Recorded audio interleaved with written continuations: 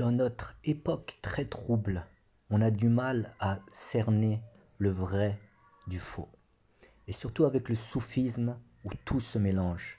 C'est comme si les musulmans avaient décidé de jeter le bébé avec l'eau sale du bain. Donc dans notre époque moderne, la définition du soufisme pour la plupart des musulmans, c'est qu'il n'existe pas, sinon par un certain ascétisme ou par une discipline personnelle que l'on fait surtout seul. Donc on a jeté l'idée d'avoir un shirk car c'est du shirk. Et c'est interdit de donner un programme de dhikr car c'est bid'a. Donc pour unifier la communauté, puisque le plus important dans notre époque où on est plutôt désunis, c'est d'unifier la communauté. Donc le savant Ibn Taymiyyah est très important et peut être une source d'unification. Pourquoi le Cheikh Ibn Taymiyyah peut être une source d'unification? Tout d'abord pour les groupes plutôt modernes comme le salafisme, il est très respecté. Donc c'est une des références du salafisme, avec aussi Ibn al-Qayyim qui était son élève. Donc pour les Ikhwan aussi, il est très respecté. Et pour la masse des gens qui n'ont aucun groupe, il est aussi très respecté. Après pour les Asharites, il était un rival des Asharites, et il a eu des problèmes avec eux. Mais on peut dire qu'il est beaucoup plus proche des Asharites que les savants, par exemple wahhabites comme Ibn Baz ou Albani, puisque Cheikh Ibn Taymiyyah était un hanbalite strict, il faisait partie d'une école, alors que les wahhabis salafis disent qu'il ne faut pas suivre une école, c'est une bid'a. Donc on peut voir les différents paramètres du soufisme que Ibn Taymiyyah a accepté, et on va voir qu'on est loin du compte, puisque de nos jours, on rejette tous les paramètres du soufisme. Comme je l'ai dit, on jette le bébé avec l'eau sale du bain. Donc dans le soufisme d'Ibn Taymiyyah, Ibn Taymiyyah ne pense pas que le soufisme est une chose personnelle que l'on fait seul. Il croit aux voies spirituelles et aux maîtres spirituels. Il dit dans Mukhtasar al-Fatawa al-Masriya et dans Majmu'a Fatawa Ibn Taymiyyah al-Kubra, il dit, je cite, « J'ai porté le manteau de soufi d'un certain nombre de shirs soufis appartenant à des tariqas, turuq diverses, à des voies spirituelles soufis diverses.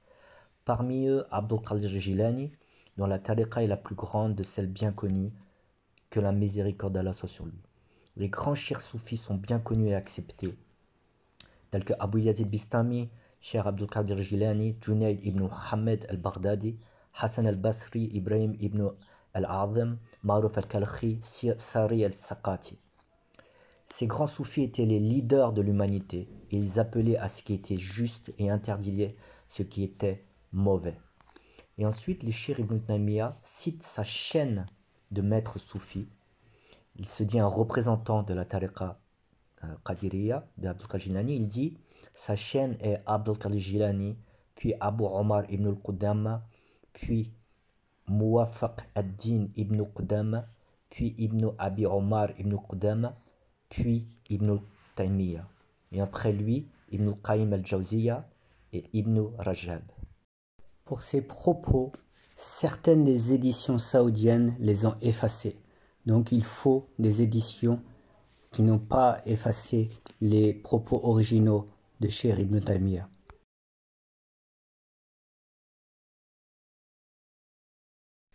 Donc la caractéristique du vrai Cheikh soufi est qu'il est à 100% dans la charia et qu'il est une personne sobre et sage qui unit la communauté. Ce n'est pas quelqu'un qui fait le show sur YouTube en portant des vêtements excentriques, ce qui divise la communauté, puisque la communauté va avoir plus de difficultés à comprendre le soufisme. Ou d'autres maîtres soufis qu'on voit sur YouTube dire des insanités. Et on se demande même s'ils ont Alzheimer ou s'ils sont normaux. Donc cela n'est pas un vrai maître soufi. Mais malgré cela, il faut rester ouvert. On sait que notre époque est assez folle et que les vrais maîtres soufis sont rares, mais il faut rester ouvert.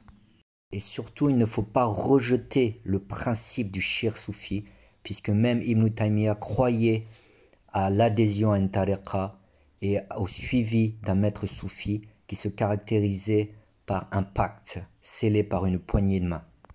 Voyons maintenant dans la sunna du prophète les preuves de ce pacte. Donc tout d'abord, l'origine de ce pacte, ce pacte était pris avec le prophète sallallahu alayhi wa sallam, comme dans le verset du Coran, dans la sourate Al-Fath, verset 10, qui dit « Ceux qui ont fait le pacte avec toi l'ont fait en réalité avec Allah.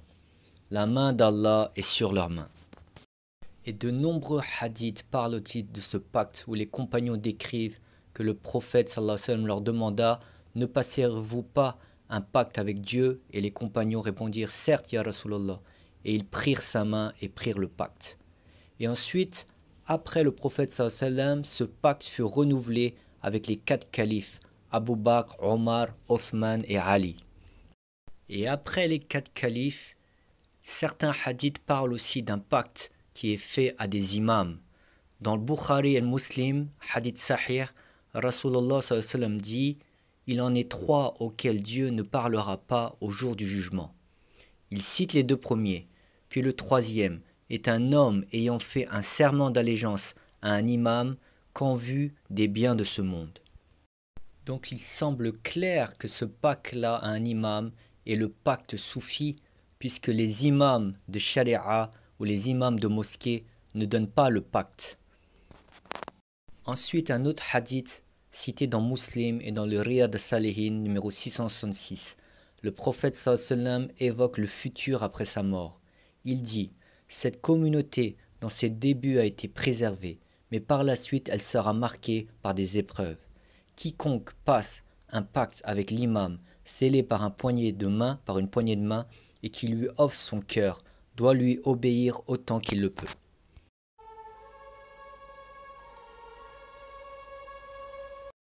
Par certaines vidéos choquantes sur le soufisme, les musulmans ont jeté le bébé avec l'eau sale du bain. Et ainsi notre communauté ne croit presque plus à la connaissance de l'invisible et aux miracles. C'est comme si l'islam était devenu une religion matérialiste où on accumule juste les hasanat pour le paradis. Et même notre prophète Mohammed sallallahu alayhi wa sallam, on va insister sur le fait qu'il est juste un homme et certains vont même douter qu'il connaissait le monde invisible. Pourtant, lors du voyage nocturne, on sait que, arrivé au 7e ciel, il a franchi le lotus de la limite vers le monde non manifesté. Et l'ange Gabriel lui a dit « Vas-y, car moi si j'y vais, je vais brûler. » Donc comment à partir de cela peut-on croire que le prophète Mohammed sallallahu alayhi wa sallam est juste un homme et qu'il ne connaît pas le monde de l'invisible s'il va dans un monde où l'ange Gabriel ne peut pas aller? De plus, on sait que le prophète Mohammed sallallahu alayhi wa sallam nous a décrit dans les hadiths notre monde moderne d'une manière extrêmement précise. Donc il connaissait le monde de l'invisible. Et pareillement, Ibn Taymiyyah croyait aux miracles des saints et au monde de l'invisible. Et il l'a dit dans ses livres. Donc dans Mukhtasar al-Fatawa al-Masriya, et vous avez la capture d'écran ici, publié par la maison d'édition Al-Madani, 1980, page 600, il écrit « Les miracles des saints sont absolument vrais et corrects et reconnus par tous les savants musulmans. Le Coran l'a indiqué en différentes places et les hadiths du prophète l'ont mentionné. Et qui nie que le pouvoir miraculeux des saints existe est innovateur ou disciple d'innovateur. » Donc on voit sur la capture d'écran Wa karamat al-awliya haqqun. Cela signifie les miracles des saints sont véridiques et une réalité.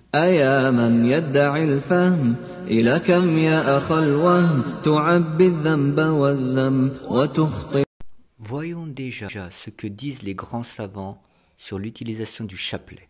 À l'unanimité, l'ensemble des grands savants l'autorisent, dont An-Nawawi, Ibn Hajar, Suyuti, etc. Il se base sur le fait que les compagnons utilisaient des noyaux de dattes reliés par un fil, comme Abu Huraira. Voyons ce que dit Ibn Taymiyyah, qui est pourtant un savant qui est très prisé par les salafis, qui sont les seuls à interdire le chapelet. Donc comme on le voit sur l'écran, on peut lire dans Majmour al-Fatawa, volume 22, page 506. 500. Avec ses doigts est une sunna, comme le prophète a dit à certaines femmes. Faites le dhikr avec vos doigts car elles sont responsables et seront questionnées sur ce pourquoi ils étaient utilisés. Quant au fait de le pratiquer avec des noyaux ou des pierres et autres, ceci est bien. Il y avait parmi les compagnons ceux qui le faisaient. Le prophète sallallahu alayhi wa sallam a vu la mère des croyants faire du dhikr avec des cailloux et il approuva son acte d'adoration. Il est rapporté aussi que Abu Huraira faisait du dhikr avec des petits cailloux. En ce qui concerne le dhikr pratiqué avec un collier de perles ou autre, certains parmi les gens le considèrent déconseillé et d'autres pensent le contraire, que cela est conseillé. Si son intention est pure, alors ceci est une bonne chose et non pas désapprouvé. Ensuite, il dit que l'ostentation est mauvaise, comme on peut le lire. Donc on voit que l'avis de Ibn Taymiyyah est à des années-lumière de l'avis des salafis. Encore plus étonnant, Ibn Uthaymin, une des figures du salafisme moderne, n'est pas contre le chapelet. Il dit dans son Majma' al-Fatawa, Wal al-Rasail, volume 13, page 240, le chapelet n'est pas une innovation religieuse. En effet, la personne l'utilisant ne cherche pas à adorer Allah à travers l'objet, mais veut seulement comptabiliser efficacement le nombre de tasbih, subhanallah, prononcés, ou de tahlil, la ilaha illallah, de tamhid, hamdulillah, de takbir, Allahu akbar. Ce n'est donc qu'un moyen et ce n'est pas un but en soi. Cependant, le mieux est de pratiquer le tasbih avec ses doigts, car ils seront interrogés lors du jour de la résurrection. Donc en résumé, l'ensemble des savants disent que pour les 33 après la salat x 3, il faut faire avec les doigts. Mais quand le musulman a un comptage très nombreux, par centaines ou par milliers, il est préférable d'utiliser un tasbih pour mieux se concentrer, car se focaliser sur les doigts quand on a des centaines de adhkar à faire ou des milliers n'est pas facile, surtout si on marche dans la rue. Donc le chapelet est indispensable. Donc pour le chapelet quotidien, cela représente la charpente du disciple, la litanie de adhkar qu'il va faire chaque jour. Donc c'est comme une sorte de cocktail qui se compose par exemple du dhikr astaghfirullah 100 fois, puis d'une prière sur le prophète sallallahu alayhi wa sallam, Allahumma salli ala sayyidina Muhammad, abdika wa rasulika nabiyyin ummi wa ala alihi wa sahbihi wa sallam, ou ça peut être la salat ibrahimi, puis un autre dhikr 100 fois, la ilaha illallah, ou la ilaha illallah, wahdahu la sharika lahu, lahu al-mulku wa lahu al-hamdu wa huwa ala kulli shay'in qadir. Donc tout cela 100 fois. Puis cela peut être ponctué de sourates du Coran comme les plus classiques, Al-Ikhlas, Al-Falaq et Al-Nas. Ou cela peut être la salat Al-Fatihi de la Tariqa Tijaniya qui est assez longue et qui est ponctuée de lumière et de baraka. Le plus important est que la régularité de ces chapelets va enraciner le disciple à devenir un zakirin, c'est-à-dire un invoquant.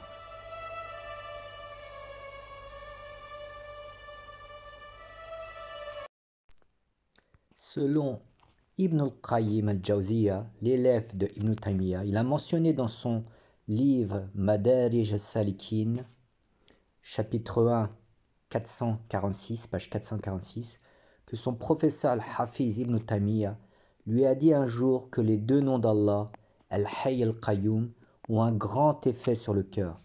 Et il a également indiqué qu'il appartenait à l'Ism al-Azim, les plus grands noms d'Allah.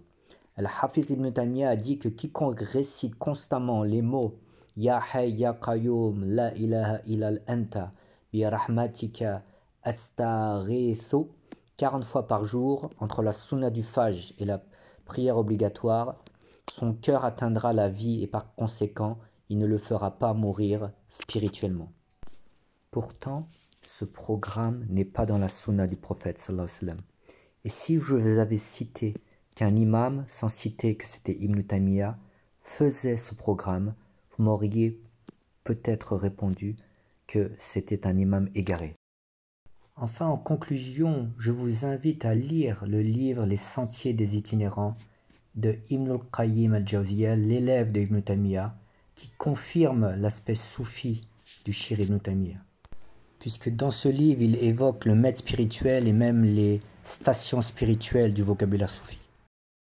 Le but de cette vidéo est d'unifier la communauté et de pouvoir vivre avec nos différences à l'intérieur de la communauté islamique, à l'image du prophète Mohammed sallallahu alayhi wa sallam, qui à Médine était capable de même vivre avec des chrétiens et des juifs en paix et en harmonie.